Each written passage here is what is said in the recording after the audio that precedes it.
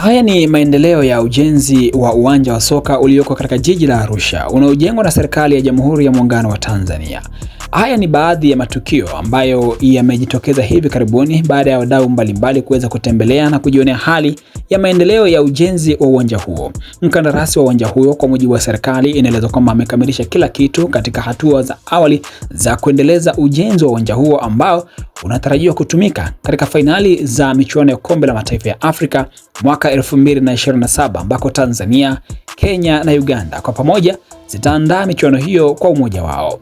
Serikali ya Tanzania imeendelea kusisitiza kwamba uwanja huo utakamilika ndani ya wakati kwa kuwa maendeleo ya ujenzi wake unaendelea vizuri.